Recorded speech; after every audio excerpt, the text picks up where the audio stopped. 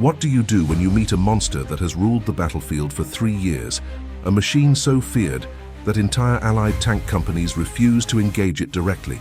The German Tiger tank was not just a weapon, it was psychological warfare on treads. Its 80mm gun could penetrate any Allied armor at ranges where return fire was suicide, but in the frozen towns of Germany in early 1945, something new rolled off the transport ships, something the Wehrmacht had not planned for. The M26 Pershing heavy tank arrived not with fanfare, but with a quiet promise. The age of Tiger supremacy was about to end. This is the story of the day German tank crews stopped laughing, the day American steel finally hit back with equal force, and the moment one engagement near Cologne Cathedral changed the narrative of armored warfare forever. This is about the men who climbed into those Pershings, knowing they might not come home, but also knowing they carried something their brothers in Shermans never had, a fighting chance. February 1945. The Third Reich is collapsing, but it is collapsing violently, like a wounded animal backed into a corner.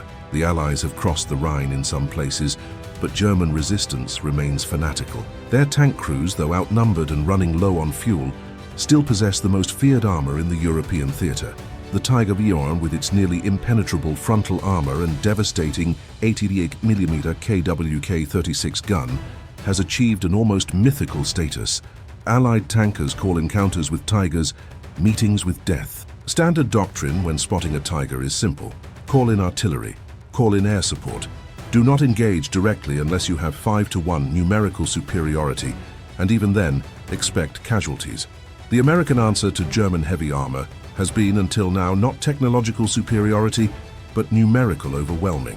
The M4 Sherman, reliable and mass-produced, fights Tigers the way wolves fight bears, in packs, accepting losses, flanking when possible. American tank crews know their 75mm guns are useless against Tiger frontal armor beyond 300 yards. They know the Tiger can kill them from twice that range. They climb into their Shermans anyway, because that is what duty demands. But something shifts in February 1945. The first 20 M26 Pershing heavy tanks arrive in Europe, assigned to the 3rd and 9th Armored Divisions. These machines represent 3 years of American engineering debate, bureaucratic resistance, and urgent battlefield necessity finally converging. The Pershing mounts a 90mm gun, carries frontal armor up to 4 inches thick, and weighs 46 tons, finally approaching the Tiger's weight class. But here is what matters. On March 6, 1945, in the shattered streets of Cologne, Pershing No. 26, under the command of Sergeant Nicholas Mashlonik, encounters a German Panther tank at point-blank range. The engagement lasts seconds. The Pershing fires. The Panther explodes. A combat cameraman captures the entire sequence on film, and that footage becomes one of the most viewed pieces of tank combat documentation in history. For the first time, American tank crews watch footage of one of their own machines meeting German heavy armor on equal terms and winning decisively. The psychological impact ripples through armored units faster than any training manual could.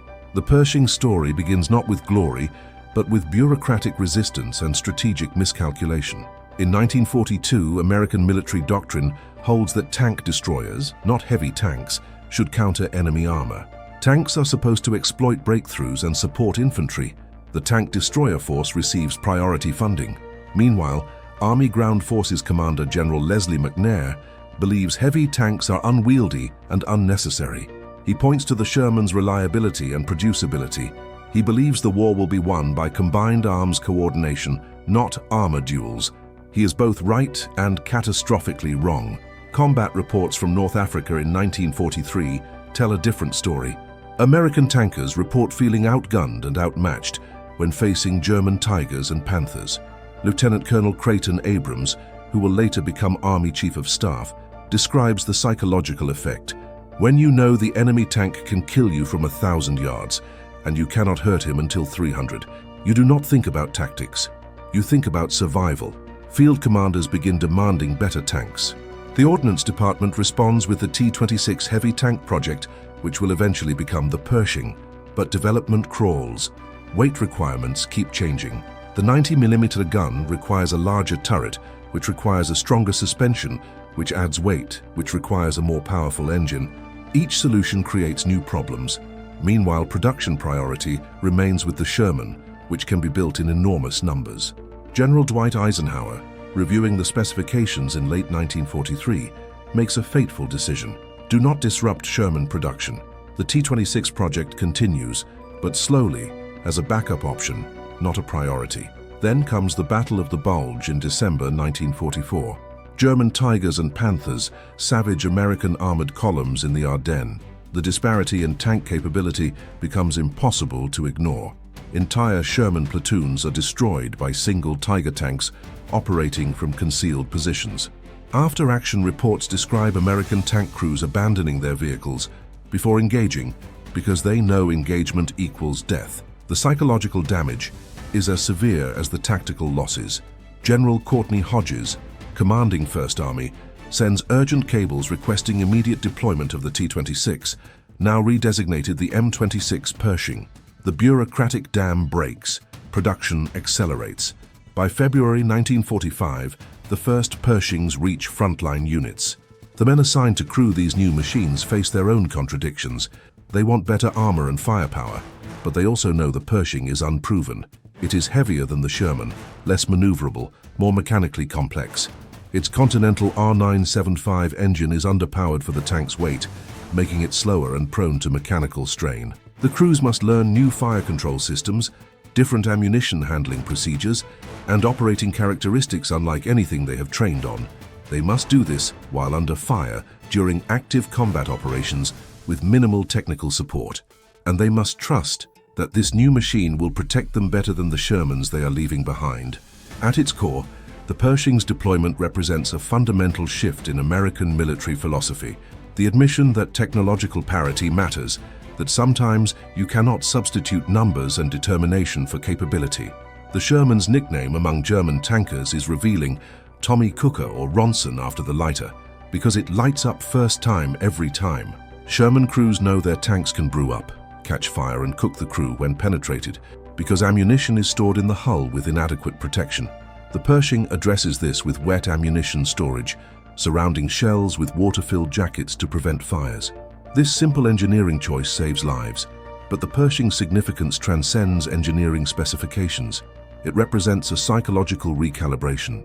For 3 years, American tankers have fought with a fundamental understanding. We are outgunned, so we must outthink, outflank, and outnumber. This creates both courage and trauma. Courage because men climb into Shermans knowing the odds.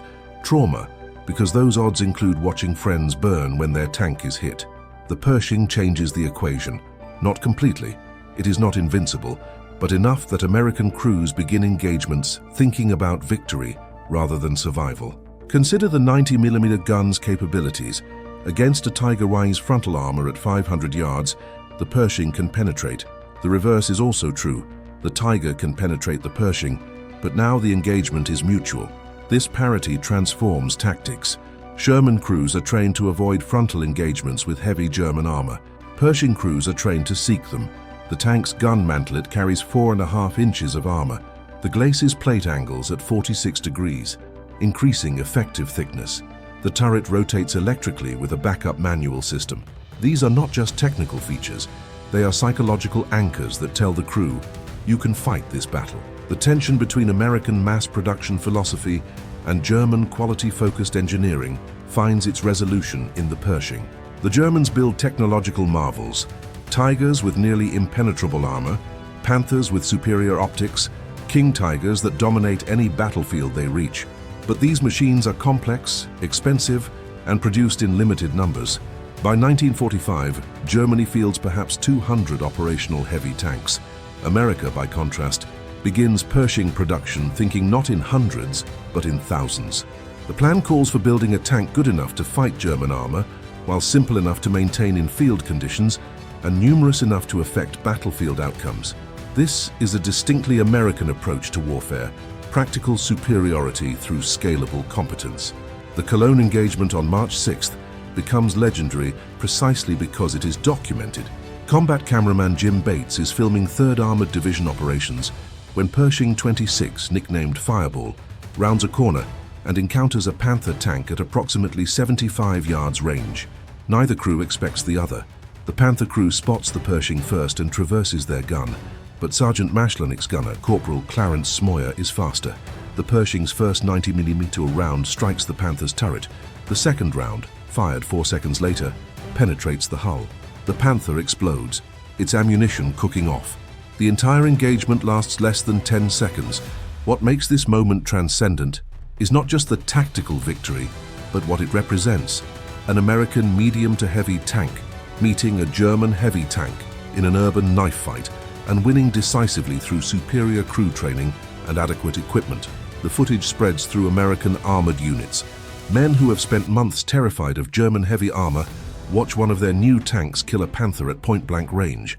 The psychological effect is transformative, but the Pershing's combat record in World War II is necessarily limited by its late arrival. Only 20 Pershings see combat in Europe before the German surrender. They participate in engagements around Cologne, the Ruhr Pocket, and the final drives into central Germany. Their documented kills include Panthers, Panzer Vs, and at least one Tiger Bakis. More importantly, they change how German crews engage American armor. German tankers, accustomed to American Shermans retreating when spotted, find Pershings advancing instead. The psychological dynamic inverts. The tank's real test comes not in Europe, but in Korea 5 years later. When North Korean T-34-85 tanks roll south in June 1950, American forces initially deploy M24 Chaffee light tanks, whose 75mm guns are ineffective against T-34 armor. Pershings, redesignated M26, deploy urgently. At Chinju in July 1950, Pershings of the 8th Cavalry Regiment engage T-34s at ranges between 300 and 800 yards. The 90mm gun proves decisively superior. T-34s that have dominated UN forces for weeks begin withdrawing when Pershings appear. The psychological advantage shifts, but Korea also exposes the Pershing's limitations. Its underpowered engine struggles in Korean terrain. Its weight makes it difficult to deploy over Korean bridges, many of which cannot support 46 tons. The Army begins developing the M26 and M47 Patton series, which incorporate Pershing designs with more powerful engines. The Pershing's arrival in 1945 raises uncomfortable questions about American tank development priorities. Why did it take so long? How many Sherman crews died in engagements where a Pershing would have survived? These questions lack satisfying answers because they implicate systemic failures in military bureaucracy, production philosophy, and strategic forecasting. General McNair's belief that tank destroyers could counter heavy armor proves inadequate. His death in July 1944, killed by friendly fire during Operation Cobra, removes the primary institutional obstacle to heavy tank development, but the delay costs lives. Comparing the Pershing to its contemporaries reveals both American pragmatism and missed opportunities. The Soviet IS-2 heavy tank, operational since 1944, mounts a 120 milliton gun and carries heavier armor than the Pershing. The British Centurion, entering service in May 1945, will serve effectively for decades. The Pershing exists in a middle space, better than what came before, adequate for its moment, but not revolutionary. Its 90mm gun is powerful, but not exceptional. Its armor is good, but not impenetrable. Its mobility is acceptable, but not impressive. It is a competent answer to an urgent problem, engineered under time pressure to meet battlefield necessity. The deeper legacy lies in what the Pershing taught American armor doctrine. First, technological parity matters. Courage and tactics cannot indefinitely compensate for equipment disadvantages. Second, crew confidence affects combat effectiveness. Tankers who believe their vehicle can protect them fight differently than tankers planning their escape routes. Third, the gap between peacetime doctrine and combat reality can be lethal. The belief that tank destroyers would handle enemy armor, while Shermans exploited breakthroughs, sounded logical in planning rooms, but failed on battlefields where Panthers ambushed from tree lines and Tigers anchored defensive positions. Perhaps most significantly, the Pershing represents a moment of institutional learning. The army that designed the Sherman in 1940 believed the next war would resemble the last war, emphasizing mobility and breakthrough rather than armor duels. The army that deployed the Pershing in 1945 had learned through painful experience that wars do not follow pre-war predictions. Equipment must adapt to battlefield realities, not the other way around. This lesson shapes post-war tank development. The M26 Patton incorporates Pershing experiences with better engines. The M48 addresses mobility issues. The M60 series continues the evolution. Each generation learns from the previous generation's combat deficiencies. But we must also acknowledge what the Pershing could not solve: the fundamental vulnerability of armored warfare. No tank is invincible. The Pershing could be destroyed by Panzerfausts, anti-tank mines, flanking shots, and mechanical failure. In Korea, rough terrain immobilized Pershings that enemy fire could then destroy at leisure. The psychological comfort of better armor sometimes created tactical overconfidence. Pershing crews occasionally engaged in direct confrontations that Sherman crews would have avoided, sometimes paying the price.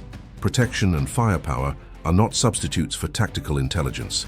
Stand in Cologne today, near the cathedral that dominates the city center, and you can trace the path Pershing 26 took on March 6, 1945. The street corner where Mashlonik's crew encountered the Panther has been rebuilt. The scorch marks from that brief, violent engagement are long gone. The cathedral itself, damaged but never destroyed by Allied bombing, stands as a monument to both destruction and survival. It is a fitting metaphor for the men who fought in tanks on both sides. They sought to destroy each other while somehow surviving forces designed to obliterate them. The Pershing story is not about technological triumph or engineering superiority. It is about adequacy arriving in time to matter. It is about institutional systems learning, slowly and expensively, that pre-war assumptions do not survive contact with combat reality. It is about the men who climbed into the first 20 Pershings deployed to Europe, knowing these tanks were unproven, mechanically questionable, and urgently needed. They trusted their lives to machines fresh from assembly lines, with minimal testing, because those machines offered something their Shermans never did: a chance to fight German heavy armor without accepting death as the likely outcome. The laughter that German crews supposedly directed at early Pershing sightings, if it happened at all, died quickly. Not because the Pershing was invincible, but because it was sufficient. It carried a gun that could penetrate Tiger armor. It provided protection that could withstand 75mm rounds and some 88mm hits depending on angle and range. It gave American tankers the psychological foundation to advance rather than retreat when German heavy armor appeared. These are not small things. In warfare, the gap between hopelessly outmatched and fighting chance measures not just in millimeters of armor and calibers of guns, but in courage, morale, and the willingness to engage rather than evade. When Corporal Clarence Smoyer fired those two 90mm rounds into the Panther in Cologne, he was not just destroying an enemy tank. He was demonstrating that American industry and military adaptation could produce answers to battlefield problems. He was showing that courage, when properly equipped, could defeat technological superiority. He was proving that the men who died in Shermans facing Tigers had not died because American engineering could not do better, but because American doctrine and bureaucracy had been too slow to recognize what battlefield commanders knew. Sometimes you need a bigger gun and thicker armor, and no amount of tactical flexibility compensates for inadequate equipment. The Pershing served in Korea, was modified and improved into the Patton series, and influenced American tank design philosophy for decades, but its real legacy is simpler and more human. It was the tank that told American crews they were no longer expected to die nobly in unequal fights. It was the moment American armor doctrine admitted that courage and numbers cannot indefinitely substitute for capability. It was the day the Wehrmacht realized that American industrial power, once properly directed, could produce not just more tanks, but better ones. The Tiger crews who laughed, if they laughed, stopped laughing when 90mm rounds started penetrating their supposedly impenetrable armor. They stopped laughing when Pershings began seeking out engagements rather than avoiding them. They stopped laughing when they realized the equation had changed, and American tankers were no longer climbing into coffins, but into machines that could fight back. That change, more than any battle statistics or kill ratios, is what mattered. It is what the men who crewed Pershings remember. It is what that footage from Cologne represents. It is the moment when American armored forces stopped compensating for equipment disadvantages and started fighting on level ground. And on level ground, against an enemy running out of fuel, ammunition, and territory, competent equipment in sufficient numbers is enough to win. The Pershing proved that. The men who fought in them lived that truth, and that, finally, is why it matters.